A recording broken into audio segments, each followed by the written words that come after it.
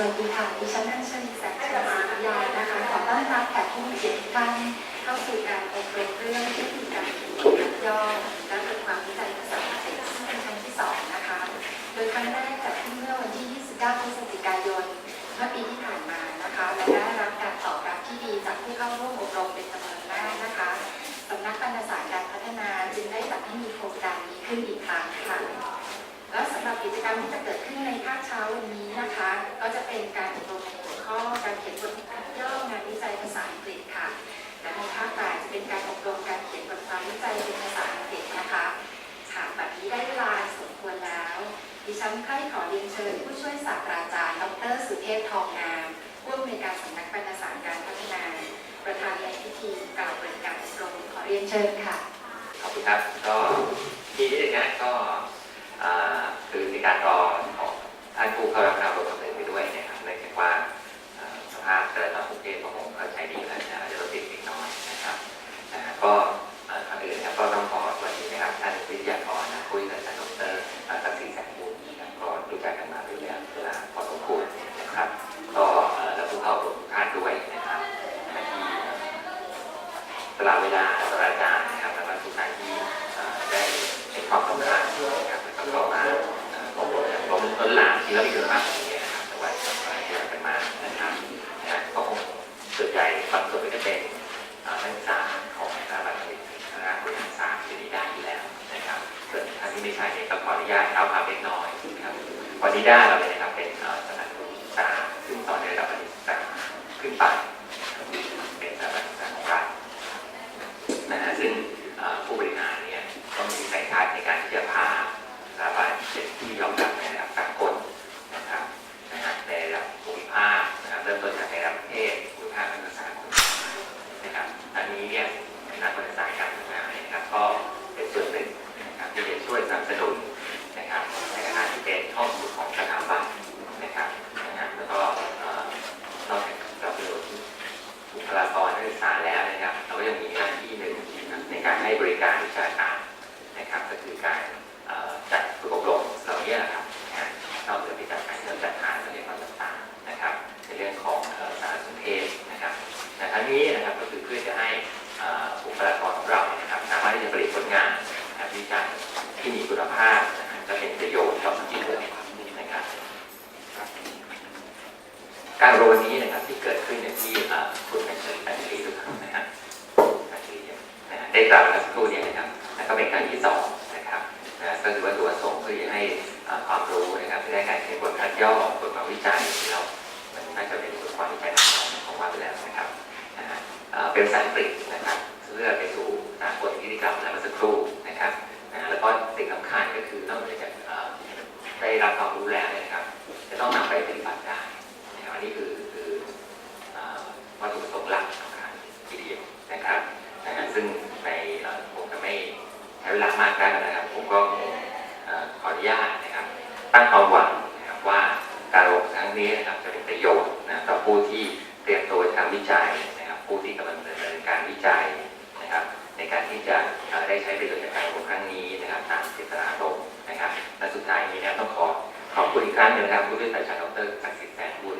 นะครับที่ได้กรุณาเสียสละเวลานะครับมาเป็นวิทยากรนะครับแล้วขออวยพรให้ทุกท่านบรรลุวัตถุประสงค์นะครับทุกประการขอบคุณครับ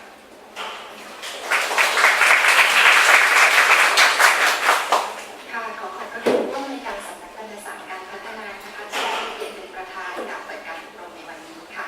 และช่วงเวลาต่อจากนี้ไปนะคะจะเป็นการอบรมเทคนิคการเขียนบทคัดย่อและบทความวิจัยภาษาอังกฤษครั้งที่2ค่ะโดยวันนี้เราได้รับเกียรติจากท่านวิทยากรผู้ทรงคุณวุฒินะคะและมีความเชี่ยวชาญด้านการเขียนบทคัดย่อและบทความวิจัยภาษาอังกฤษเป็นอย่างดีค่ะท่านสำเร็จการศึกษาปริญญาเอกการสอนภาษาอังกฤษจาก Indiana University at Bloomington ปี 2545 ปริญญาโทการสอนภาษาอังกฤษจาก University of Arizona ปี 2533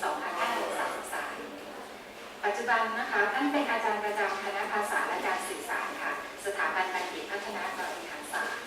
ขอเรียนเชิญผู้ช่วยศาสตราจารย์ดร.ศักดิ์ศรีแสงบุญค่ะก็ขอบคุณนะครับสำหรับบริษัทที่เชื่อว่าจะทำได้ดีนะครับแล้วก็ขอขอบคุณท่านผู้ฟังทุกท่านซึ่งบางท่านผมคุ้น ก็บางท่านผมเข้าใจว่าทุกใครที่เป็นนักศึกษาปริญญาเอกของนิด้าขณะนี้ครับนะครับเดี๋ยวท่านต้องช่วยผมด้วยนะครับใครเป็นนักศึกษาปริญญาโทของนิด้าเองไหมครับเป็นที่หมายอันหนึ่งนะครับว่าท่านผู้สามานั่งฟังท่านที่เป็นบุคคลภายนอกมีไหมครับขณะนี้มีนะครับท่านที่เป็นบุคคลภายนอกนี่มาจากที่ไหนครับคร่าวๆได้ไหมครับหน่วยงานไหนยังไงครับเป็นอาจารย์อยู่ราชภัฏจันทร์เกษตรนะครับทางด้านนี้อยู่ลาดกระบังนะครับแล้วก็อีกท่านหนึ่งก็เป็นลาดกระบังเหมือนกันนะครับนักศึกษาปริญญาเอกที่นั่งอยู่ตรงนี้นะครับอันนี้เมื่อกี้ได้คุยกันเล็กน้อยนะครับสิ่งแรกที่คิดว่าพอเราพูดถึงเรื่องการเขียนบทความวิจัยเป็นภาษาอังกฤษหรือเขียนบทคัดย่อเป็นภาษาอังกฤษเนี่ยคำถามที่ก็ต้องถามว่าเราเขียนเพื่ออะไรนะครับก็คงเกิดกันอย่างนี้ก่อนนะครับสำหรับในความเป็นของผมเนี่ยนะครับเราเขียนงานวิจัยก็เหมือนการเล่าเรื่องเพราะเรามีเรื่องราวอยากจะเล่าหรือถูกบังคับให้เล่าหรือพออะไรก็ตามเรามีเรื่องจะมาเล่าให้ฟังตอนที่เรียนปริญญาเอกวิชาสุดท้ายที่เรียนก่อนจะจบคอร์สเวิร์กเรียนวิชาเรื่อง how to get published in English คือเป็นวิชาใหม่เลยครั้งแรกนะครับผมก็ขอเรียนเลยครับการที่จะเตรียมตัวอย่างไรเพื่อจะตีพิมพ์ผลงานเป็นภาษาอังกฤษเป็นวิชาที่เปิดในระดับปริญญาเอกของทั้งมหาวิทยาลัยเข้าเรียนได้สิ่งแรกที่อาจารย์ผู้สอนคืออาจารย์เดวิดฟลินเดอร์สพูดก็คือว่าwhen you do research, actually what you do is to engage in a decent conversation with someone in your field or other people in your field. เพราะไอ้ประเด็นที่ผมได้นะคือคำว่า decent conversation เราจะสนทนาอย่างไรให้เป็นสุนทรียสนทนาอะไรบ้างนะ decent คือมันราบรื่นเข้าใจกันดีบรรลุเป้าหมายการเขียนงานวิจัยก็เป็นเช่นนั้นนะครับเพราะฉะนั้นในความเป็นของผมเนี่ยนะครับไม่รู้จะตรงกับท่านหรือไม่นะก็คือเป็นการเล่าเรื่องที่ใช้ตัวเลขสถิติถ้าท่านเป็นในเชิงของปริมาณใช่ไหมเชิง quantitative หรือใช้ถ้อยคำพูดถ้าเป็นในเชิง qualitative เช่นถ้าในห้องนี้มีใครทำ ethnography ไหมครับชาติพันธุ์วรรณาผมพยายามจะท่องมาไว้ครับแปลเขาคืออะไรนะ ethnography นะครับมีใครทำอันนี้ไหมครับชาติพันธุ์วรรณาอะไรประมาณนี้นะครับไม่มีนะครับมีใครทำทางสถิติไหมครับต้องมีบ้างไหมครับตกลงท่านทำวิจัยอะไรครับท่านไม่ตอบทั้งสองด้านนี่แสดงว่าผมยังไม่รู้งานของท่านแน่ๆนะครับวิธีเล่าเรื่องของพวกเชิงปริมาณเพราะคนเหล่านี้อย่างที่ทุกท่านทราบนะครับคนเหล่านี้เชื่อว่าความจริงมีอยู่เพียงประการเดียวต้องพิสูจน์ได้ด้วยวิธีการทางวิทยาศาสตร์เท่านั้นความอารมณ์ความคิดความรู้สึกไม่ขอนับเพราะมันแปรผันไปตามบุคคลและอารมณ์และสภาพอากาศและสภาพการจราจรอะไรก็แล้วแต่เพราะฉะนั้นนักวิชาการบางกลุ่มก็ที่จริงเขาเป็นกลุ่มแรกที่มาก่อนด้วยซ้ำใช่ไหมครับเขาเชื่อว่าตัวเลขและสถิติต่างหากที่จะเป็นหนทางนำไปสู่ความจริงดังกล่าวนั้นถูกไหมครับก็เพราะฉะนั้นท่านก็จะใช้ตัวเลขสถิติเล่าเรื่องของท่านนะครับ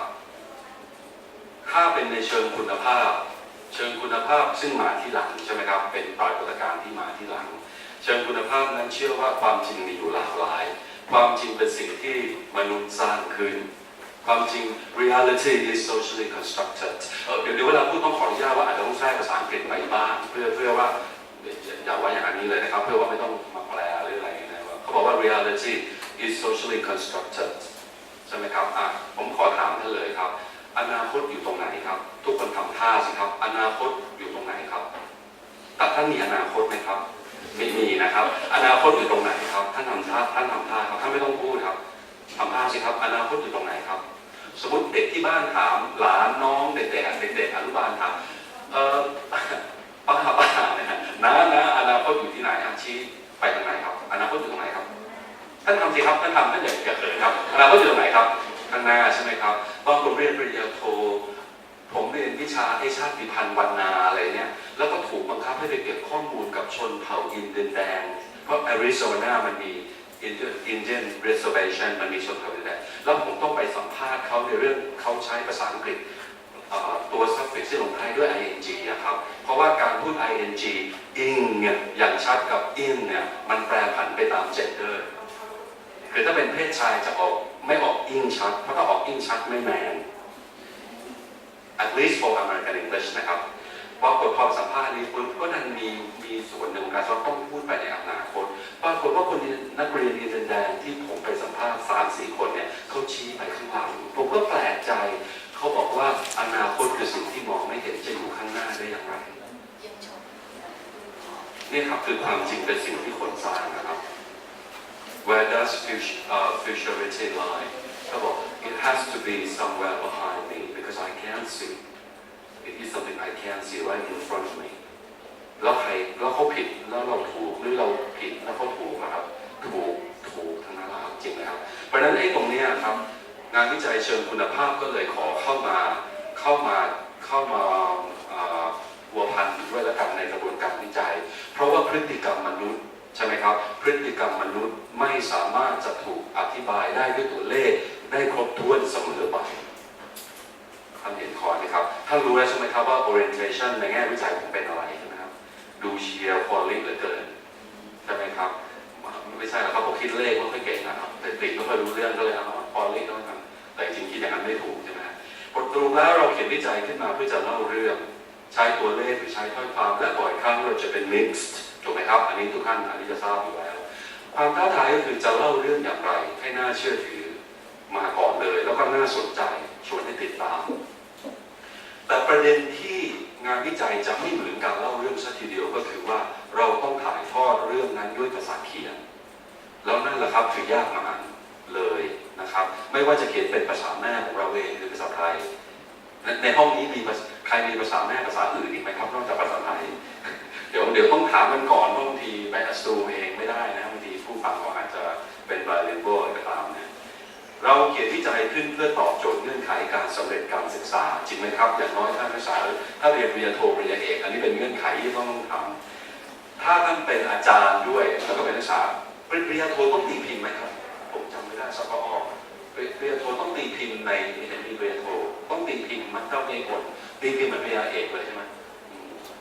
ก็โอเคครับงั้นเราก็ต้องทำตามเขาคือตอบโจทย์การตีพิมพ์ระดับชาติและนานาชาติเราทำงานวิจัยเราเขียนงานวิจัยเพื่อรายงานผลการวิจัยโดยการแสดงทัศนะในที่นี้ผมใช้คำว่า argument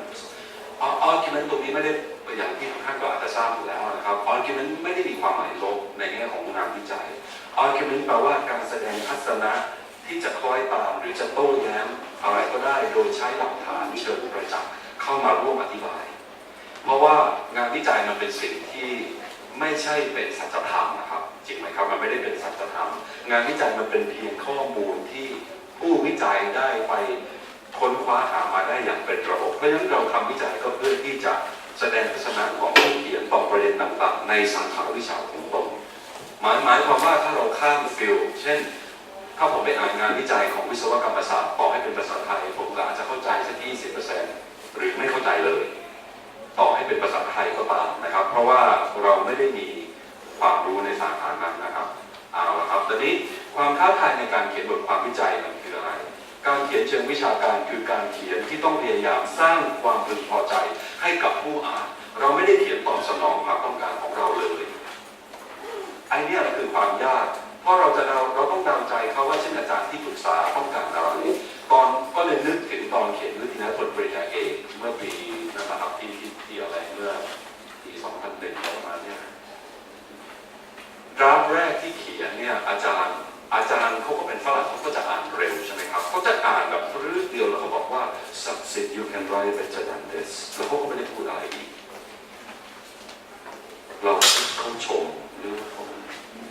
ว่าเขาว่ามากกว่าก็เลยแต่เขาว่าแค่นั้นแล้วเขาไม่ค่อยพูดเยอะอาจารย์ไม่ใช่คนช่างพูดอะไร succeed you can write better than this เขาบอกอาจารย์ก็พูดว่าไม่ได้ทำในเชิงวิพากษ์แต่ทำไมเขียนแบบนี้แสดงว่าผมไปเข้าใจเอาเองว่างานวิจัยผมจะเป็นในเชิง critical perspective นะครับเชิงวิพากษ์นะครับแต่ปรากฏหัวข้อมันไม่ใช่อาจารย์บอกมันไม่ตอบโจทย์กันหรือ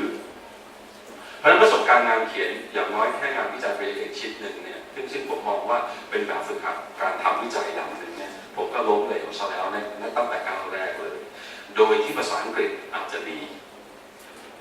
คือพอเรียนมาทางนี้ด้วยใช่ไหมครับก็คะแนน TOEFL ก็จะดีเลยนะครับได้667นะครับก็ผิดไปสัก2ข้ออะไรอย่างเงี้ยก็มั่นใจหมายว่านี่เล่าเป็นว่ามั่นใจในตัวเองว่าภาษาอังกฤษเราดีแต่พองานเขียนชิ้นแรกก็เจ๋งเลยแสดงว่า TOEFL กับการเขียนไม่เกี่ยวอะไรกันเลย TOEFL คือ TOEFL เขียนคือเขียนเพราะฉะนั้นพูดตรงนี้คือเพราะว่าท่านเอง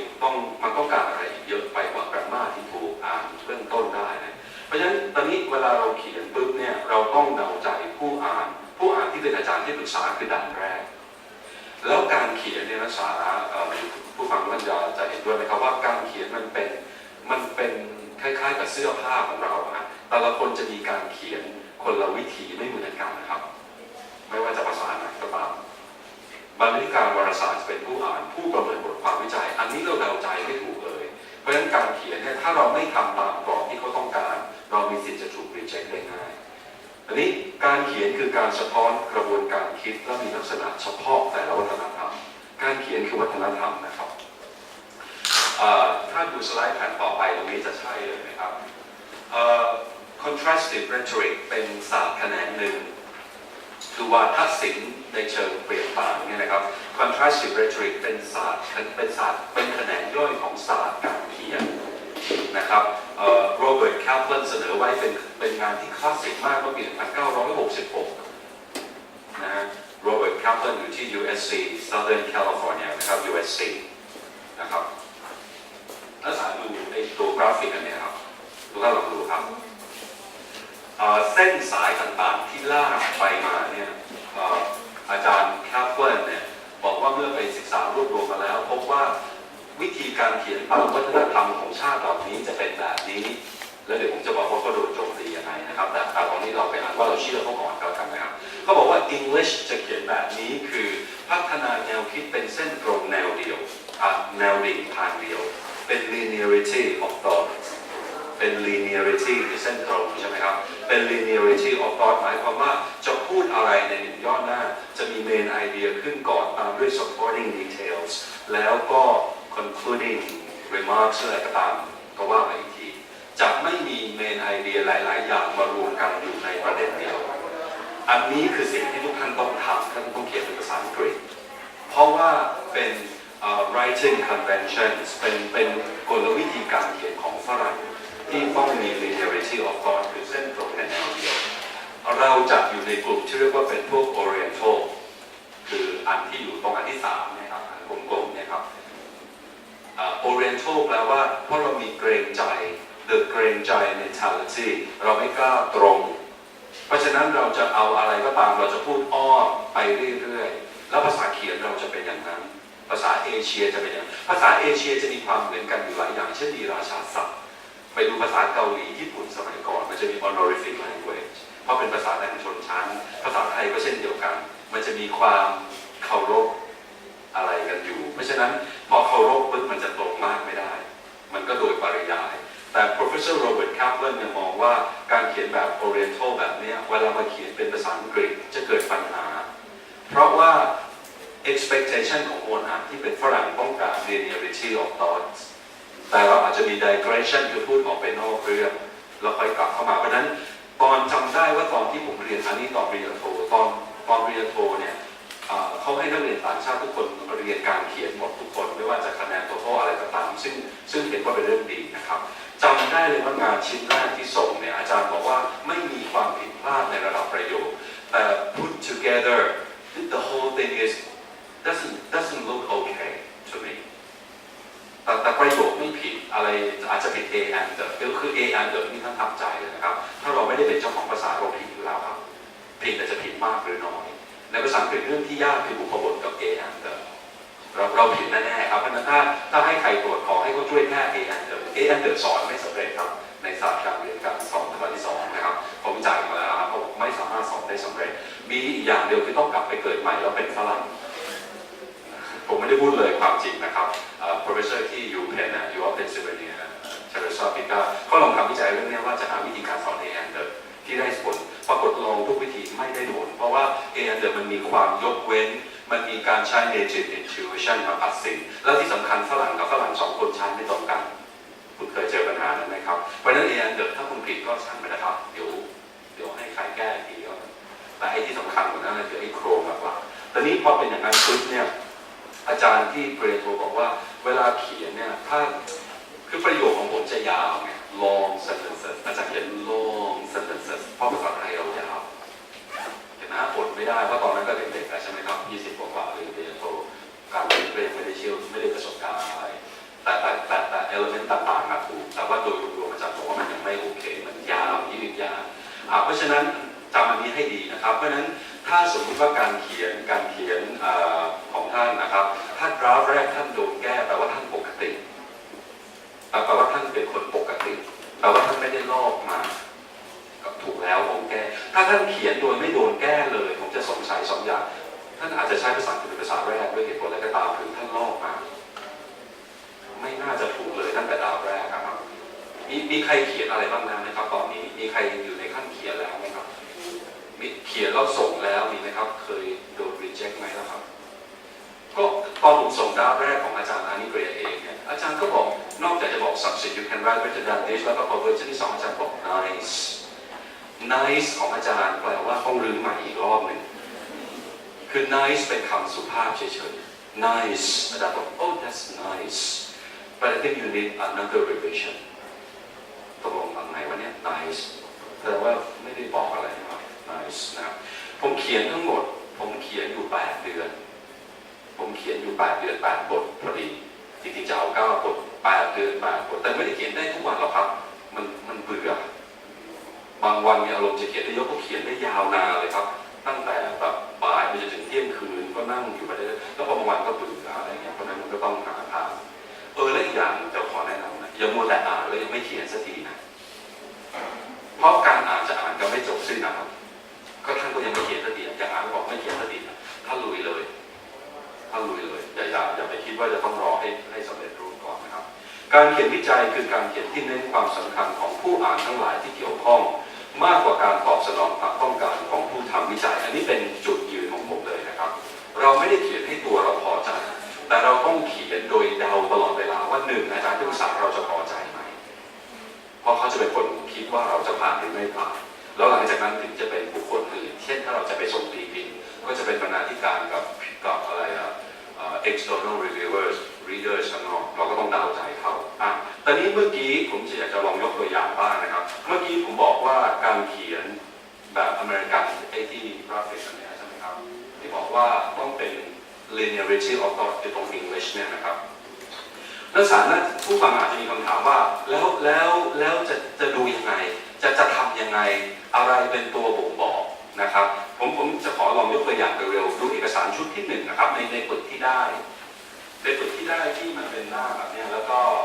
ที่ไปจะเห็นเป็นลายมือผมว่าเอกสารชุดที่1นะครับมีดีใช่ไหมครับทุกท่านดูที่ชื่องานวิจัยเลยนะครับ Life after business failure แล้วก็ colon จุดๆนะครับ The process and consequences of business failure for entrepreneurs ถูกไหมครับอันนี้ใครมาจากบริหารธุรกิจมีไหมครับมีนะครับที่นั่งอยู่ตรงนี้หรือถ้าไงอาจจะช่วยอธิบายได้มันไม่อยู่ในฟิลด์ผมนะแต่ผมก็คิดว่าลองเอามาดูนะอันนี้มาจาก Journal of Management นะครับ Life after business failure ดูนะฮะคำสำคัญมันจะมีคำว่า business failure นะครับผมก็นึกว่าอันนี้มันเป็นคีย์เวิร์ดใช่ไหมครับเพราะก็ดูข้างล่างสิครับดูข้างล่าง abstract เห็นคีย์เวิร์ดไหมครับมันจะบอกมาแล้วครับเช่น business failure จะอยู่ตรงนี้ใช่ไหมครับแล้วก็มีคำว่า entrepreneursถ้าเขียนแบบ linearity ถ้าชื่อเรื่องเป็นแบบนี้เพราะฉะนั้นในตรง introduction จะต้องมีคำสำคัญนี้ไปเป็นตะขอโยงเกี่ยวไว้ทันทีงั้นคลิกไปแผ่นถัดไปครับหน้าถัดไปคลิกไปแผ่นถัดไปหน้าจะมีเลขว่า164ถูกไหมครับโอเคนะครับผมอ่านนิดหนึ่งตรงนี้นะครับบอกว่า The value of entrepreneurship to economic development job creation and innovation is well documented ยังไม่เจอใช่ไหมอ่านต่อไปหลังเลข2011จะเจอ Yet a significant proportion of new ventures fail เจอคำว่า fail ไหมเนี่ยมันจะมาทันที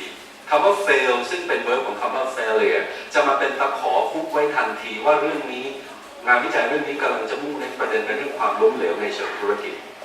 เพราะฉะนั้นเวลาอย่างน้อยเวลาผมตรวจงานตอนนี้เวลานักศึกษามาส่งผมจะดูอย่างนี้เลยในช่วง 2-3 ประโยคแรกอินโทรยูมีคำสำคัญที่ใช้ตรงหัวเรื่องดึงมาไว้ให้เห็นไหมถ้ายังไม่มีผมให้แก้เลยแสดงว่าอยู่เขียนเยอะๆโอเคอย่างนี้คือวิธีที่ผมดูดูนะในบรรทัดขณะนี้เมื่อกี้เราอยู่บรรทัดที่ 3จะเจอคำว่า fail ดูลงมาบรรทัดที่ 3 4 5 6ดูบรรทัดที่ 6 ครับหน้าเดิมนะบรรทัดที่ 6จะมีประโยคขึ้นต้นว่า numerous scholars have shown that business failure เห็นไหมเจอเต็มๆเลยคราวนี้ท่านเห็นยัง business failure บรรทัดที่ 6 ถูกไหมครับ1 2 3 4 5 6ถูกแล้วครับ business failure is good for the economy and society overall due to the release of knowledge and resources from defunct businesses เห็นคำว่า defunct ไหมครับ defunct บรรทัดที่เท่าไหร่ลงมา1 6 7 8ช่วยขีดตามคำผมนิดนึงนะครับ defunct บรรทัดที่ 8 บรรทัดที่ 8 ที่อยู่ข้างหน้าคำว่า businesses คำว่า defunct ถ้าเราดูจากรากศัพท์ funct มันก็คือหน้าที่ใช่ไหม D คือล้มหรือเจ๊งไม่สำเร็จ defunct ก็คือล้มเหลวก็แปลว่า defunct เป็น adjective ที่เป็นคำที่พัวพันอยู่กับคำว่า failure แล้วก็ fail ที่เราอ่านเจอมาเมื่อกี้ทุกคนอ่านใช่ไหมครับผมอยู่ที่หน้าเลข164ครับผมท่านหาไม่เจอบ้างนะหาเจอไหมครับเลขที่อยู่164เอกสารชุดที่1นะครับหน้าถัดมาแล้วก็จะบอกว่าสรุปแล้วเมื่อกี้ไอ้คำว่า linearity of thought จะเป็นลักษณะอย่างนั้นหมายความว่ากลวิธีหนึ่งก็คือดูคำสำคัญที่ใช้อยู่ตรงชื่อเรื่องแล้วอยู่ดึงประเด็นโยงเข้ามาตรงอินโทรแรกๆเลยไหมอันนี้เป็นเทคนิคที่ผมเห็นนะครับถ้าย้อนกลับไปดูอีกนิดหนึ่งย้อนกลับไปดูบรรทัดที่ 2อีกนิดหนึ่งเห็นคำว่า YET ไหมครับช่วยหายไลน์หน้าเดิมเมื่อกี้ครับ YET yes ซึ่งเวลาผมแปลภาษาไทยผมจะแปลว่าแต่กระนั้นคือจะไม่แปลว่าแต่เฉยๆแต่ผมจะแปลว่าแต่กระนั้นเพราะว่าบ้านกับ yes มันเหมือนกันและมันก็ต่างกันใช่ไหมครับบ้านนี้อาจจะแปลว่าแตกต่างไม่ใช่ว่าผิดหรือถูกไปเลยตรงข้ามไปเลยแต่ yes แปลว่า2ความนั้นขัดแย้งกันแต่ก็เป็นความจริงก็คือแต่กระนั้นมันก็เป็นข้อเท็จจริงอันนี้นะครับเพราะฉะนั้นดูนะครับ the value of entrepreneurship to economic development job creation and innovation is well documented ความหมายมันดีใช่ไหม well documented ก็คือมีการศึกษาวิจัยกันหลากหลายแล้วก็อ้างอิงทันทีใช่ไหมอันนี้ก็ yet a significant proportion of new ventures fail นี่ไงมันขัดแย้งกันแต่มันจริงคือมันจริงทั้ง2ความแต่มันขัดแย้งกันก็เลยแต่กระนั้นแสดงว่าการเขียนเนี่ยเวลาที่เราดูไอ้คำเชื่อมพวกเนี้ย yet however เนี่ยมันจะเป็นคำส่งสัญญาณถึงจุดมุ่งหมายหลักของที่จะเข้าเรื่องของบทความเนี่ยแสดงว่าประโยคแรกมันเกิดอารัมภบทก่อนมันโปรยเรื่องให้ก่อนถูกไหมครับ is well documented นะครับขอดูย่อหน้าที่2บรรทัดแรกหน้าเดิมเนี่ยครับ the effects of business failure เห็นไหมครับเจอซ้ำอีกครั้งหนึ่งช่วยขีดนะครับ The effects of business failure on the individual entrepreneur, however, are more complex and arguably paradoxical. While failure เห็นไหมคราวนี้จะมาเป็นกระบวนเลยท่านเห็นยังโอเคไหมครับนี่คือเทคนิคที่ไวๆเลยครับว่าเราตรวจตัวเราเองได้ก่อนเลยดาวแรกถ้าเรายังไม่ทำเนียนๆแบบนี้หรือเองก่อนเลยครับผมถึงบอกว่ามันยากอย่างนี้ไงเพราะว่ามันไม่ได้เขียนตามใจเราอยากจะเขียนละมันต้องเขียนตามใจความคาดหวังของคนอ่านที่เป็นฝรั่งว่าคำสำคัญอยู่ร้อยเรียงเขาเรียกว่าเป็นเขาเรียกความเกาะเกี่ยวทางเนื้อความภาษาครับเขาเรียกว่า coherence and cohesion ผมแปลว่าความเกาะเกี่ยวกลมกลืนเป็นเนื้อเดียวกันเพื่อให้เกิด linearity of thoughts พูดง่ายแต่ทำยากแล้วผมเห็นนะบางคนนะเดี๋ยวเวลาผมพูดเรื่อง move อะไรเดี๋ยวในเอกสารหรือบางคนเขาเขียนได้เก่งเขาไม่รู้ไอ้คำพวกนี้หรอกอย่างนั้นก็เป็นอีกอย่างหนึ่งเพราะอะไรเพราะอ่านเยอะเพราะฉะนั้นเวลาที่ท่านจะเขียนงานพวกนี้ได้ดีนะเป็นเพราะท่านอ่านงานแบบนี้อยู่เยอะนักศึกษาก็เอาอย่างนี้สิครับท่านเล็งไว้แล้วว่าจะตีพิมพ์ใน journal อะไรท่านก็ไปอ่านวารสารบทความใน journal ไว้เยอะๆว่าอ๋อไอ้วารสารนี้แนวก็จะเป็นแบบนี้ท่านก็เขียนตามแนวเขาเพราะว่าถ้าท่านเขียนไม่ตรงสเปคเขานะเขาก็ reject นะครับก็เหมือนฝรั่งก็ถูก reject ไงฝรั่งก็ภาษาดีใช่ไหมล่ะฝรั่งที่เป็นนักวิชาการก็ภาษาดีใช่ไหมล่ะมันไม่ได้เกี่ยวกับภาษาดีหรือไม่ดีแล้วไงคือฝรั่งยังถูกไม่ได้แปลว่าขึ้นชื่อว่าฝรั่งแล้วจะ accept กันหมดนี่ครับไม่ ยอ่ะก็ไม่ใช่ว่าเราเขียนภาษาไทยทุกครั้งจะถูก accept หมดนี่บางทีเราก็ไม่เข้าแก้เข้าบางทีเราก็เอาหรือไม่ตรงกับ special topic เขา reject คือของพวกนี้มันเล่นเกมครับ you have to know how to play this game really คือต้องเล่นเกมนี้ให้เป็นแล้วท่านจะไปเสียความรู้สึกนะถ้าถูก reject เพราะน่าจะถูก reject มากกว่าถูกตอบรับถ้าท่านปกตินะไม่น่าจะรับเยอะนะครับน่าจะ reject เยอะเพราะว่าบางสารบางอย่างในฟิลผมนะมี ELT journal ซึ่งผมอ่านดูแล้วมันเป็นเรื่อง practitioner oriented หมายถึงเป็นวารสารที่เหมาะกับคนสอนภาษาผมก็นึกว่าจะตีพิมพ์ง่ายๆเขาบอกว่าอัตราการรับคือ 7% ส่งมา100 ฉบับรับแค่7เราสั่งสิทธิ์จะได้ตีพิมพ์ไหมไม่ก็ถูก reject มาเหมือนกันแต่อีกอันหนึ่งรับอันนี้ reject ก็ไม่เป็นไรก็ทำใจเพราะว่าต้องตีพิมพ์ไงผมก็ถูก reject นะครับอย่านึกว่าพูดอย่างนี้แล้วไม่ถูก reject ถูกครับเพราะบางทีเราก็มันไม่ตรงกับหัวข้อเขาหรือบางคนอ่านก็ไม่แนวอินเดียวกับเรามันเล่นเกมผมเลยถึงจะบอกมันเล่นเกมจริงคุณก็เล่นไปเรื่อยๆอย่าไปท้อเขาเล่นขายพวกนี้อยู่ใช่ไหมเราทำไม่ได้ครับโอเคนะครับเนื้อสารได้ภาพอย่างผมพูดอย่างรวบรัดมากเลยว่าวิธีที่จะ achieve linearity คือการใช้คีย์เวิร์ดที่จูงประเด็นเรื่องให้เนียนไปตลอดอย่างนี้ให้เนียนไปตลอดแบบนี้โดยเฉพาะอย่างยิ่งไอ้ตอนต้นของแต่ละย่อหน้าและไอ้ตอนท้ายของแต่ละย่อหน้าเนี่ยมันจะเป็นที่ตะขอจะเกี่ยวไว้ดีเพราะมันจะมี transition ส่งลูกกันมาเรื่อยๆโอเคนะเดี๋ยวดูทีขอนี้ก่อนนี่องค์ประกอบของงานวิจัยอันนี้พูดในสิ่งที่ทุกท่านรู้อยู่แล้วนะครับองค์ประกอบงานวิจัยจะมีเรื่องแบบนี้ชื่อเรื่องบทคัดย่อบทนำบททบทวนวรรณกรรมอะไรก็ว่าไปจนถึงบทสรุปนะครับตอนนี้มาดูที่ชื่อเรื่องก่อนอย่างดูทุกท่านมีชีทอันนี้นะเพราะว่าเมื่อกี้เห็นคลิปเล่นเหมือนบางคนหาไม่เจอผมน่าจะมีเอกสารให้ครบทุกคนนะครับเอกสารอันเมื่อกี้แหละครับ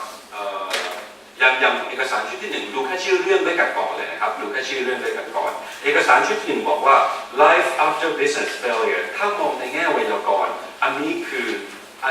noun phrase คือ noun วลีเพราะขึ้นด้วยคำ noun ว่า life แล้วก็ตามด้วยบุพวลี after business failure ก็แสดงว่าหัวข้อเรื่องงานวิจัยอาจจะทำเป็น noun วลีขึ้นต้นก่อน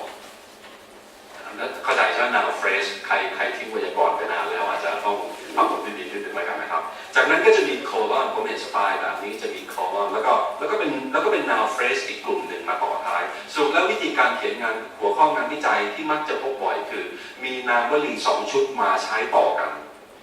โดยมี semicolon อยู่ตรงกลางนามวลีชุดที่2ขยายความนามวลีชุดแรก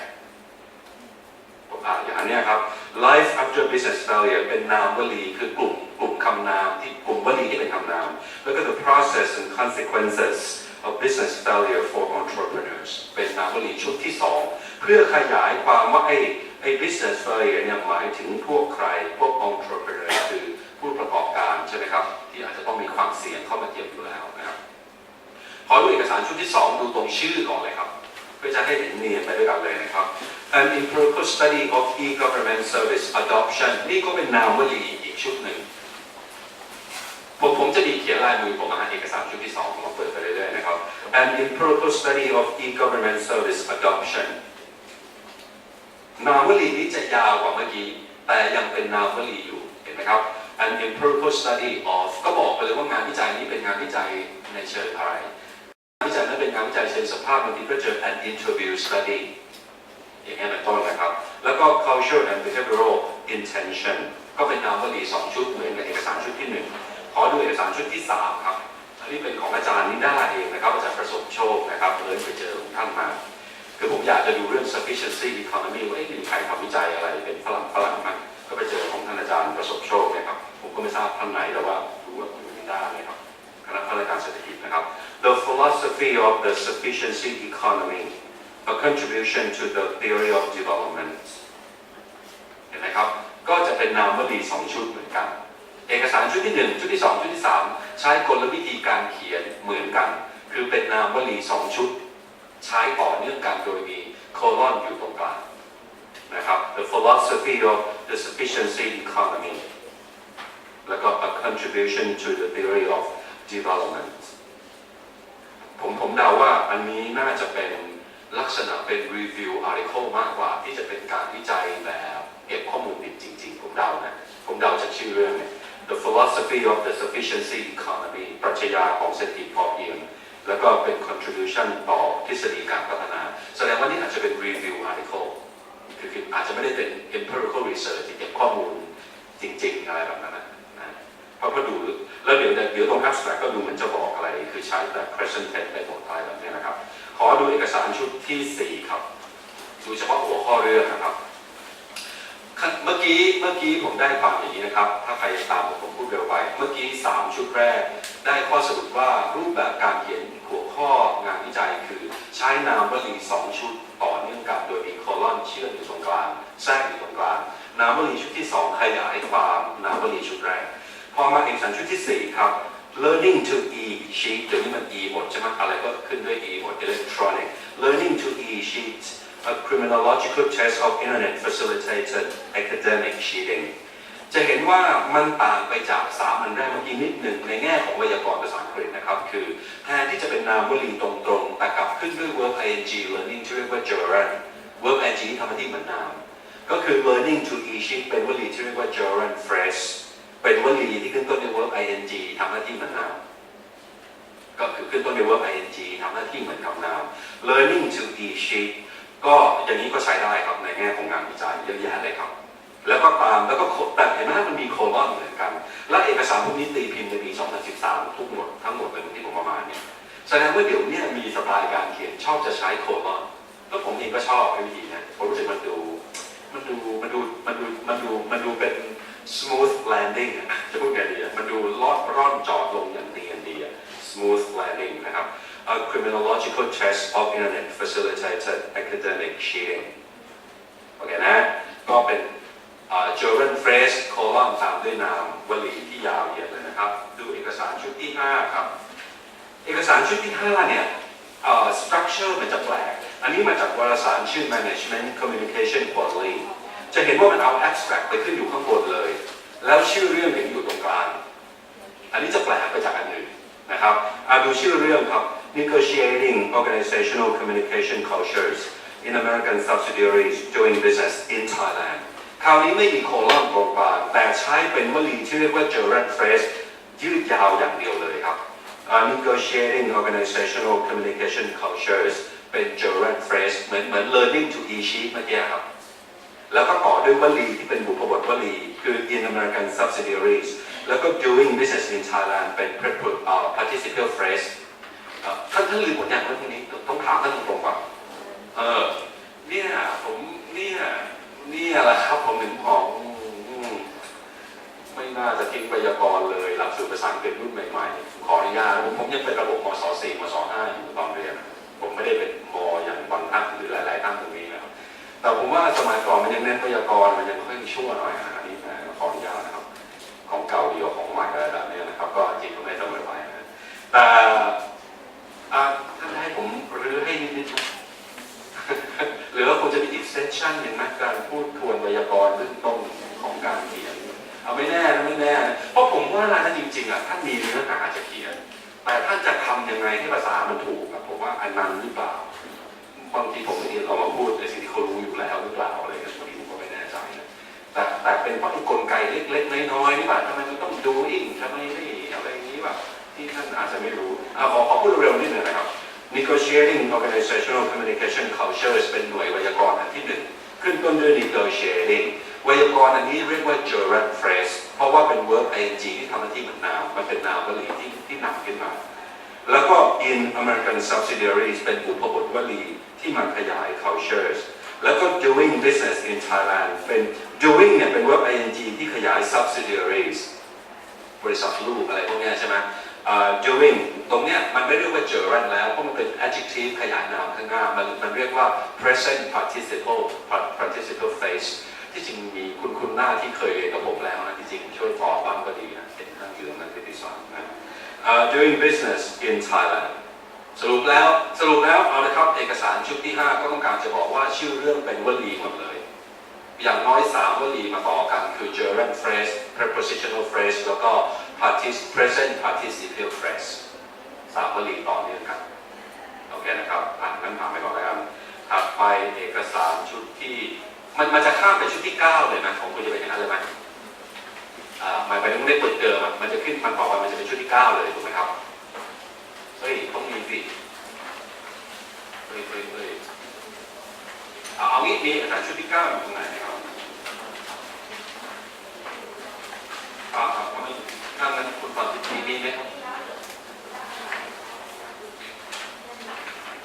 อันไหนที่อยู่ตรงไหนก็ได้ครับจะแยกที่จะอะไรก็แล้วแต่อ๋อเพราะผมส่งมาล็อตหลังที่มาเลยทั้งหมดครับเอกสารชุดที่ 9ทุกคนมีแล้วนะมีแล้วนะครับผมจะได้ไม่ต้องสายตรงนี้เอกสารชุดที่ 9นะครับอันนี้เอามาจากวารสารอะไรครับไอ้ที่มันอยู่ในไซมาโก้ครับที่เราต้องตีพิมพ์อะไร saimago.jr.com อันนี้มันอยู่ในฐานข้อมูลของเกษตรศาสตร์ไม่ทราบท่านรู้ไหมครับเขารับทุกแขนงครับสังคมศาสตร์ทุกอันทุกสาขาครับเขาจะรับหมายถึงว่าขอให้เป็น social sciences เขารับตีพิมพ์ครับอันนี้เป็นเกษตรศาสตร์ Journal of Social Science มันอยู่ในฐานข้อมูล Saimago นะครับถ้าท่านไหนไม่รู้เราไม่ต้องเสียเงินที่จะตีพิมพ์เพราะอย่างบางที่ใช่ไหมอย่างเช่น European Journal of Social Science เสียตั้ง250 เหรียญเนี่ยแต่อันนี้ไม่ต้องเสียเงินถ้าไม่ทราบมาก่อนนะครับเพื่อให้คนข้างหน้าจะลงไปตรงนี้ได้ถ้าไม่ทราบมาก่อนตรงนี้เป็นแหล่งที่ดีเลยครับอยู่ในฐานข้อมูลอยู่ปอชัยที่ 4คือรองรับก็เป็นสากลแล้วก็รับภาษาไทยด้วยหมายความว่าท่านเขียนบทความนั้นเป็นภาษาไทยก็รับไม่ได้แต่ว่าต้องเขียนแต่ภาษาอังกฤษแล้วมันอยู่ในฐานข้อมูลสากลโอเคเลยครับเป็นปอชัยที่ 4ครับโอเคเลยนะครับอันนี้เขาบอกว่า demand analysis of Ethiopian coffee in Japan อันนี้เท่มากผมชอบเป็นวลีอย่างเดียวจบเลย demand analysis of Ethiopian coffee in Japan นะชัดเจนเลยนะไม่รู้ผมว่าเท่ดีนะครับมันสั้นในหลักการเขาบอกงี้ผมเคยลองอ่านหนังสือวิจัยว่าแล้วตกลงไอ้ชื่องานที่เราตีพิมพ์มันควรจะสั้นยาวแค่ไหนเขาบอกว่า12 คำ give or take ประมาณเนี้ย12 คำอยากให้เกิน12 คำถ้าท่านจะถามผมไงว่ามีสูตรไหมมีครับ12 คำครับ A and the ก็นับหมดนะครับ12 คำแต่ถ้าเกิดของท่านมันต้องยาวจริงแล้วเอาถ้าอาจารย์ศึกษาท่านไม่ว่าอะไรก็ไม่ต้อง12ก็ได้เพราะไอ้ของพวกนี้มันก็ใช่ไหมมันไม่ได้สูตรตายตัวนะครับ Demand analysis of Ethiopian coffee in Japan ขอดูชื่อที่ 10ครับขอดูชื่อไปเรื่อยๆก่อนนะครับคราวนี้รู้สึกบทความนี้จะเป็นภาษาไทยผมว่านะใช่ Human Resource Development Strategies through Folk Media ก็เป็นนามวลีแล้วก็มี colon a case study of projects on folk media for youth well-being in northern Thailand a case study of projects on folk media for youth well-being in northern Thailand จะเห็นว่าก็เหมือนกับไอ้3-4 อันแรกที่เราเรียนมาถูกไหมครับเป็นนามวลี2 ชุดหลังอยู่หลัง colon ก็เป็นสิ่งขยายความไปเรื่อยๆขอดูชุดที่ 11ครับ Sufficiency economy as a way of life เห็นไหมA case study of น้ำบ่อใช่ไหมน้ำบ่อ village นครศรีธรรมราช province เห็นไหมถัดไปอันที่ 12 ครับ Success of one ตำบล one product project a case study of farm women group โพประทับช้าง district พิจิตร province simple and straightforward ดีตรงไปตรงมาไม่ลุกเล่นอะไรมากผมว่าดีตรงไปตรงมาเลยคือถ้าท่านยังเล่นไม่ได้ท่านอย่าเพิ่งเล่นตรงไปตรงมาดีสุดผมเคยเจอผมลืมเอามาบทความทางการจัดการชื่อขึ้นต้นชื่อเรื่อง knock who's there เหมือนเคาะประตู knock who's there ผมว่าเราเอามั่งดีไหมว่า knock out ทำเสร็จสลบไปเลยนะครับแต่เราจะยังเล่นไม่ได้ถ้าเราไม่เนื้อหาเราไม่เรื่อยเราเล่นไม่ได้อันนั้นจะเป็นเรื่องนะครับชื่องานวิจัยมีเพื่อนคนหนึ่งอเมริกันทำเรื่องการสอนภาษาอังกฤษให้เด็กอนุบาลกับเด็กต่างชาติซึ่งมันสอนยากมากไงเขาก็พูดว่าอะไรนะ teaching English to kindergartens swallowing the elephant teaching kindergarten not ESL kindergarten colon swallowing the elephant กลืนช้างมันเห็นภาพเลยนะกลืนไปลงได้ไงแต่ว่ายากมากแต่เขาทำเป็นแบบ narrative นะครับนั่นก็เป็นเรื่องที่ตกลงชื่อเรื่องก็เป็นตามนี้นะครับก็คือพูดง่ายๆเทคนิคที่คือผมก็ไม่ได้เชี่ยวชาญทุกสาขาอยู่แล้วคือเพราะฉะนั้นข้อ ข้อแนะนำที่จะคล้ายๆกับ practical ที่สุดคงจะเป็นอย่างนี้ถ้านักศึกษาก็เล็งไว้แล้วใช่ไหมว่าจะตีพิมพ์ในวารสารอะไรในสาขาของตัวก็ไปอ่านงานที่เขาตีพิมพ์ตรงนั้นให้คุ้นเคยแล้วเรียนแบบเขาผมคงแนะนำได้แค่นี้ครับเพราะผมคงไม่รู้ทุกเรื่องอย่างถึงแล้วครับแน่นอนผมไม่รู้แน่เลยอย่างถ้ามาถามเรื่องฟิสิกส์เนี่ยผมก็ไม่รู้กันหัวข้อจะต้องต่างกันอย่างนี้ไหมยังไงไม่ต้องอะไรนะกระทั่งนิติศาสตร์ผมก็ไม่แน่ใจนะว่าเขาจะเขียนตามพวกนี้ไหมเพราะนิติศาสตร์ดูเหมือนจะเขียนเป็นกรณีบรรยายไปเยอะผมเคยลองไปคลิกอ่านแล้วก็โอ้โหมันดูต่างไปจากสังคมศาสตร์อื่นๆเลยครับก็ไม่แน่ใจนะเห็นมีวิสัยอยู่ตรงนี้นะครับโอเคนะครับงานวิจัยก็มีดังต่อไปนี้นะครับหมายถึงองค์ประกอบนะครับถัดไปตอนนี้เราก็จะเข้าเรื่องของความเป็น abstract มากขึ้นนะครับอันเนี้ยไอเอกสารผมเนี่ยจะมีที่ผมที่อะไรวะหมายถึงเอกสารชุดที่ 6มันจะเป็นเอกสารชุดที่ 6ซึ่งน่าจะเป็นปึกต่างหากนะครับมีไหมครับเอกสารชุดที่ 6ที่มันขึ้นว่า the content and structure of a thesis abstract อะไรประมาณนี้ว่าไม่ทราบนะครับมีไหมครับที่มันขึ้นคำว่าเบอร์ 2 abstract ครับโอเคนะครับสิ่งที่อยู่บนสไลด์เนี่ยก็ดึงออกมาจากตรงนี้นะครับเพียงแต่มันทำให้ผมอาจจะมองเห็นได้ง่ายขึ้นที่จริงถ้านักศึกษามีเวลาเนี่ยอ่านบทไอ้พวกนี้ที่ผมมาสามบทอย่างละเอียดจะช่วยเยอะเลยเพราะว่าการพูดตรงนี้มันอาจจะไปพูดทีละบรรทัดมันไม่ใช่ประเด็นนะมันคงจะต้องพูดเข้าประเด็นเลยนะครับตอนนี้การเขียน abstract ผมว่าในระดับหนึ่งผมว่ามันcommon senseเหมือนกันเราก็พอจะรู้เหมือนกันไม่ใช่ว่าเราจะไม่รู้อะไรเลยเช่นมันก็ต้องเขียนมีเนื้อหาหน้าที่ของ abstract มันจะบอกอะไรก็คือจุดมุ่งหมายของงานวิจัยพื้นภูมิหลังและบริบทของงานที่ศึกษาวิจัยนี้มันคืออะไร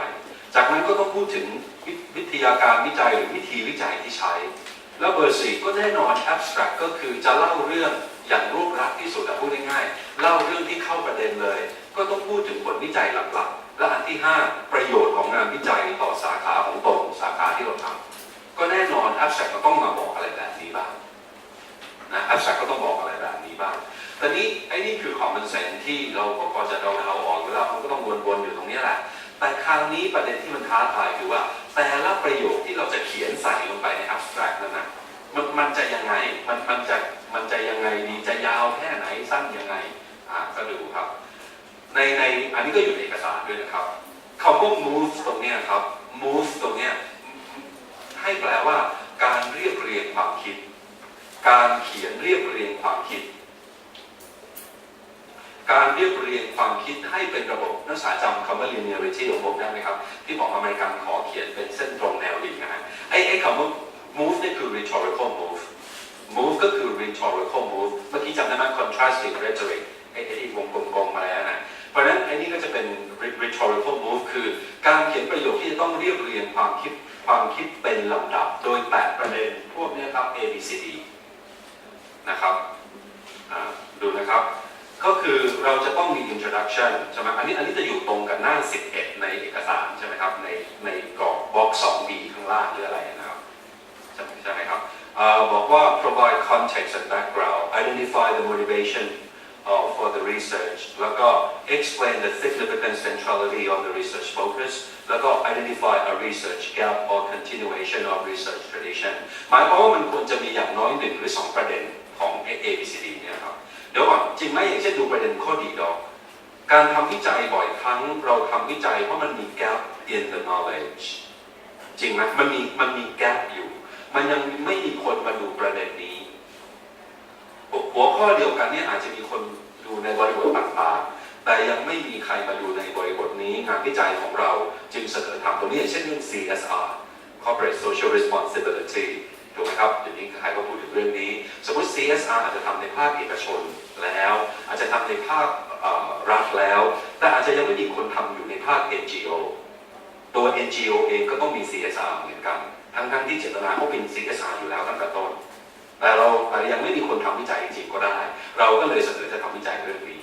ถูกไหมครับอันนี้คือคำว่าแกปเป็นอย่างนี้เพราะว่างานวิจัยชิ้นหนึ่งมันไม่ได้อะไรนะครับperfect อะครับงานวิจัยเพราะฉะนั้นนักศึกษาจึงต้องเข้าใจอย่างนี้ว่าการอ่านวิทยานิพนธ์เนี่ยบางทีกรรมการก็ทะเลาะเถียงคำว่าทะเลาะนี่หมายถึงว่าโต้แย้งกันเองว่าบางคนบอกตรงนี้แล้วบางคนบอกให้รื้อก็เพราะว่าคนอ่านแต่ละคนมีความคาดหวังไม่เท่ากัน expectation ไม่เท่ากันในอเมริกายิ่งมันกว่านี้อีกมีทางผมว่ามี professor คนหนึ่งยิ่งอยากมาก Goffman อะไรเงี้ยตอนที่เขาเรียน UCLA เรียกผลเขาเกือบจะไม่ผ่านเพราะว่าอาจารย์นักศึกษาเขาไม่ยอมแต่ในสุด Goffman อาการมาเป็นคนดังมากเลยเพราะว่าในสุดก็ทำไงรู้ไหมครับมหาลัยเลยเปลี่ยนอาจารย์นักศึกษาแล้วเอาคนอื่นเข้ามาใส่แทนอยู่ฝรั่งไม่ยอมเนี่ยเด็กเขาบอกว่าถูกฝรั่งเอาเส้นบอกไม่ยอมปล่อยตีไม่ยอมเซ็นก็ผ่านสักทีก็ยื้อกันอยู่นั่นในสุดรู้สึกนักศึกษาชนะงานนี้Goffman ก็เลยได้ไปแล้วก็เปลี่ยนอาจารย์นักศึกษาเฉยเลยผมก็ดีเหมือนกันก็ไม่รู้จะเกิดขึ้นกับเมืองไทยเมื่อไหร่เปลี่ยนอาจารย์นักศึกษานะครับidentify research gap นะครับเดี๋ยวก่อนผมจะต้องยังไงดีเดี๋ยวผมพูดภาพรวมไปก่อนแล้วเดี๋ยวค่อยย้อนกลับมาอีกทีแล้วกันนะถัดไปครับคือเมื่อกี้เราบอกว่าต้องมี introduction ใช่ไหมเราก็ต้องบอก purpose มันก็คือ identify aims หรือ intention คือข้อ A เป็นหลักแล้วข้อ B มันจะต่อยอดไปอีกทีนะครับก็คือ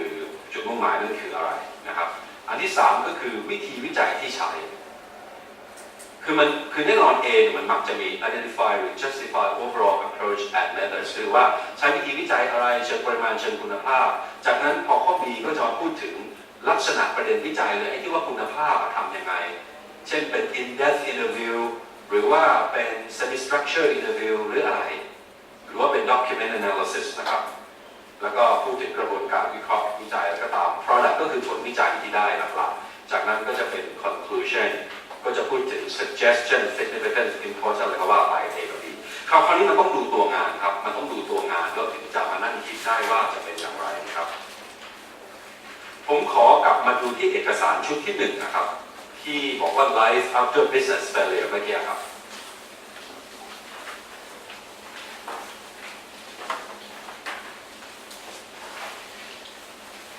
เอกสารชุดที่1ที่มีคำว่า life after business failure อะไรเมื่อกี้ครับดูตรง abstract ครับ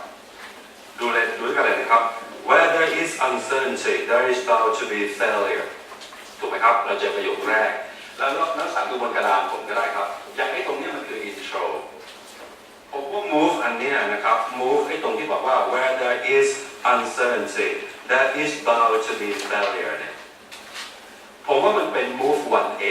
ที่บอกว่า provide context and background นะครับคือมันโปรยเรื่องมาก่อนเลยเพราะว่าไอ้ตรงนี้มันคือ move 1A แล้วบอกว่า it is not surprising therefore that many new ventures fail เนี่ยไอ้ตรง2ประโยคเนี่ยผมว่ามันเป็น move 1A นะครับแน่ๆเลยทันไหมครับไอ้ตรงประโยคที่1กับประโยคที่2เนี่ยผมว่ามันเป็น move 1A คือมันให้ context คือมันให้เบื้องภูมิหลังอะไรมาหน่อยๆเขาบอกว่าเมื่อมันมีความไม่แน่นอนมันก็มีแนวโน้มว่าจะมีความล้มเหลวอันนี้คือโอ้โหเกินสุดๆเลยนะเกินนอกอ้อมมากๆเลยแล้วต่อมาบอกว่า it is not surprising therefore that many new ventures fail ไอ้ตรงเนี้ยตะล่อมเข้ามาใกล้เรื่องงานวิจัยมากขึ้นแล้วเพราะว่า new ventures มันจะไปเกี่ยวกับ business venture นั่นเองถูกไหมฮะการดำเนินการทางธุรกิจถัดมานะครับ what happens to entrepreneurs when their business fails เนี่ยผมว่า3ประโยคเนี่ยเป็น move 1 A และ B คือมันบอก motivation ของงานวิจัยด้วยเลยว่าทำไมจะมาดูตรงนี้จะเกิดอะไรขึ้นกับผู้ประกอบการเมื่อธุรกิจของเขาล้มเหลวไอ้คำถามเป็นคำถามนะครับพอทันนะครับแบบนี้ผมว่าตรงนี้นะฮะขณะที่ผมอ่านมา3ประโยคเนี่ยมันเป็น move 1 A กับ B บนกระดานเนี่ยครับทุกคนตามทันนะครับคือมันบอกทั้ง background แล้วมันก็เริ่ม identify the motivation for the research โดยเฉพาะไอ้ตรงเนี้ย what happens to entrepreneurs when their business fails เกิดอะไรขึ้นกับผู้ประกอบการเมื่อธุรกิจเขาล้มเหลวก็แสดงว่าเป็น motivation อยากจะมาดูตรงเป็นการวิจัยนี้อ่านต่อไปนี้นะครับ People hear of highly successful entrepreneurs extolling the virtues of failure as a valuable teacher นะตรงเนี้ยก็ยังต่อเนื่องอยู่นะครับผมคิดว่ายังเป็น move 1A กับ B อยู่นะครับคือเวลาคนได้ยินคนคือคนทั้งหลายเนี่ยมักจะได้ยินอะไรนะครับผู้ประกอบการที่ประสบความสำเร็จอย่างสูงเนี่ย extolling ถามก็ตรงๆเลยคำศัพท์นี้ท่านรู้ไหม extolling ท่านบอกตรงๆไม่เป็นไรผมว่ายากผมว่าเป็นศัพท์ยากเพราะนี่คือภาษาวิชาการ extolling คือ praising ยกย่องชมเชยสรรเสริญเยินยออะไรพวกนี้ extolling the virtues of failure as a valuable teacher ก็คืออย่างนี้ไงเป็นเหมือนนักธุรกิจไทยอะที่สมัยก่อนเขาล้มลุกคลุกคลานแล้วพอหลังก็มาบอกว่าพอเขาสำเร็จแล้วใช่ไหมก็บอกโอ้เนี่ยความยากจนสมัยนั้นเนี่ยทำให้เขาเป็นมาได้แบบนี้อะไรเงี้ยเขาเรียกว่า extolling the virtues of failure as a valuable teacher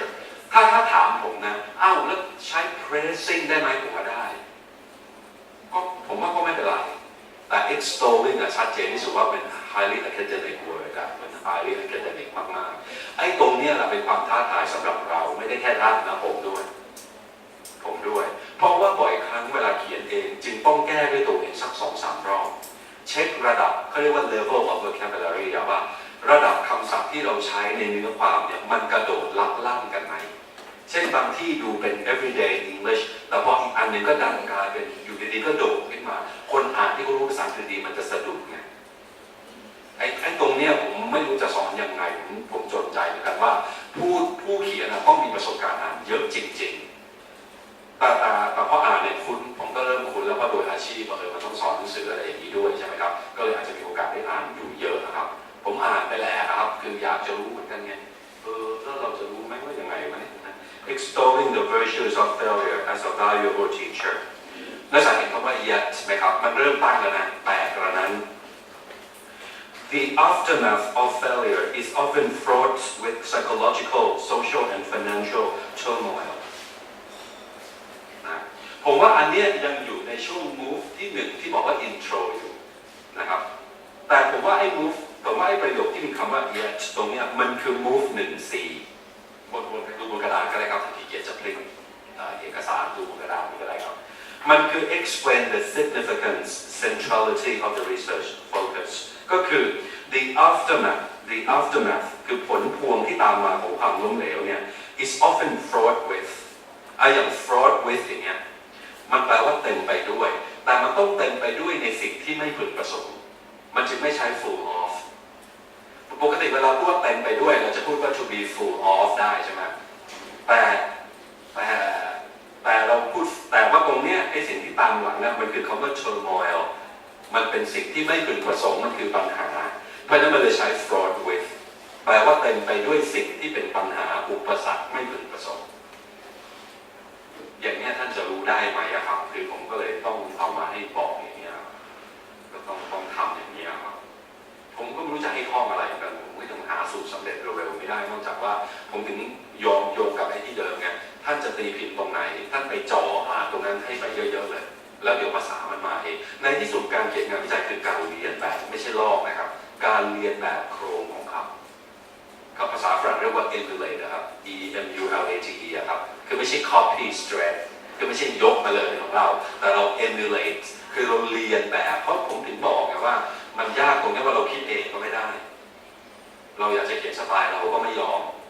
เพราะเขาไม่ยอมแน่ครับเพราะว่าถ้าไม่สตรงช่วยเขารีเจ็คทันทีครับพวกนี้ฝรั่งเขาอ่านเร็วผมมีเพื่อนอาจารย์คนหนึ่งเขาอยู่ที่มหิดลแล้วภาษาอังกฤษเขาดีมากโดยไม่เคยไปเรียนต่างประเทศเขาเรียนไปเรียนที่ MIT ภาษาอังกฤษเขาดีมากเลยครับผมไปเจอเขาที่เกาหลีแล้วก็เขา present paper ผมก็รู้เขาเป็น Asian American เพราะเสียงเขาเป็นอเมริกันมากเลยแต่เขาก็ดูบ้านๆอย่างผมเนี่ยผิวดำๆอะไรอย่างเงี้ยหรือชาวบ้านแบบว่าทำคนไทยอะไรอย่างเงี้ยผมก็เลยถามอาจารย์เขาเนี่ยเขาอยู่ที่มหิดลนะครับเขารุ่นสักอายุสัก38-39เนี่ยผมก็ถามเขาว่าเราไปเก่งภาษาอังกฤษมาได้ยังไงเขาบอกเขาอ่านแหลกลาด้วยเหตุที่เขาไม่มีโอกาสไปได้เรียนเมืองนอกเขาอ่านแหลกลาแล้วเขาอ่านเสมอแล้วเขาเรียนแบบแล้วเขาตีพิมพ์อันนี้นะครับของ Routledge ระดับกว่าสายที่1เลยครับในฟิลเขานะครับเขาทำเรื่อง disability ครับความพิการกับ public administration นะครับแล้วเขาตีพิมพ์กว่าสายที่1เลยครับเขาแก้อยู่5 รอบกว่าจะโดนกว่าจะโอเคเขาก็บอกเขาโดนแก้อะไรแบบนี้เขามาพูดกับผมเอง fraud with อะไรอย่างเงี้ยเขาก็โดนอะไรอย่างเงี้ยก็ต้องรื้ออย่างนี้เพราะฉะนั้นท่านก็ดูเอาแบบนะครับถามมาแล้วครับ the purpose of this article คราวนี้ก็มาเข้าที่ purpose ก็คือข้อ2อันนี้ the purpose of this article is to review research on life after business failure for entrepreneurs from the immediate aftermath through to recovery and re-emergence นะครับแสดงว่างานวิจัยเนี่ยมันเป็นงานวิจัยแบบ review นะคงไม่ได้ลงข้อมูลดิบจริงอะไรอย่างเงี้ยเป็นการ review เป็นบทความปริทัศน์อะไรประมาณนี้ to review research on life after business failure นะครับแล้วเขาก็ผมว่าอันนี้มันคือ move 2A identify aims or intentions questions or hypothesis ผมว่าประโยคนี้มันคือ move 2A แน่ๆนะครับจากนั้น first the authors examine the financial, social and psychological costs of failure highlighting factors that may influence the magnitude of these costs แล้วก็วงเล็บคือข้อมูลที่ไม่สำคัญสุดนักก็เอามาต่อยอดต่อนะ Second, they review research that explains how entrepreneurs make sense of and learn from failure. Finally, the authors present research on the outcomes of business failure, including recovery as well as cognitive and behavioral outcomes. เดี๋ยวดูกลับไปดูที่ตรง the purpose เมื่อกี้ดีนะครับผมว่าไอ้ประโยค the purpose of this article เนี่ยคือ move 2A พอไอ้ตรง first second เนี่ยไอ้ตรง first กับ second เนี่ยผมว่ามันเป็น move 2B ก็คือ develop คือจะเห็นว่าไอ้ตรง move B เนี่ย develop มันจะต่อยอดจาก A ไงคือมันเขียนต่อยอดไปอีกขั้นหนึ่งนะครับคือไอ้ตรงประโยคเพราะฉะนั้นไอ้ first กับ second มันก็จะตกมาเป็น move 2B เคลียร์นะครับคือมันจะพอ first second ก็ช่วยสังเกต tense ไหมครับมันเป็น present simple tense เดี๋ยวผมจะดูตรงนั้นด้วยรู้สึกจะมีอีกอันหนึ่งให้ดูเรื่อง tense นะครับแล้วก็บอกว่า finally the authors present research นะครับผมว่าตรงเนี้ยนะครับผมว่าตรงเนี้ยไม่มีไอ้ตรง methodology ชัดใน aspect เนี่ยไม่มี method ชัดเจนนะว่าเก็บข้อมูลอย่างไรวิเคราะห์ยังไงเนี่ยไม่ชัดเจนนะเพียงแต่มีประโยคนี้ว่า first the authors examine the financial,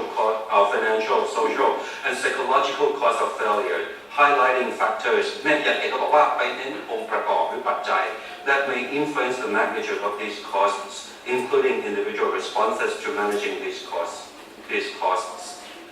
Second, they review research that explains how entrepreneurs make sense of and learn from failure ยังเก่งตรง second อันเนี้ยอาจจะเป็น move 3A ที่พูดกว้างๆมากๆเลยคือไป review research แต่ก็ไม่ได้ลงลึกว่า review อย่างไรอย่างละเอียดแต่ไม่ได้ลงลึกเพราะว่า abstract บางอันจะลงลึกจะลงละเอียดกว่านี้ก็แสดงว่าบทความเนี่ยมันเป็นบทความลักษณะ review article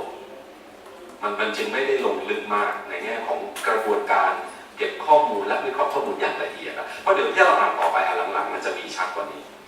พอได้นะครับถัดมา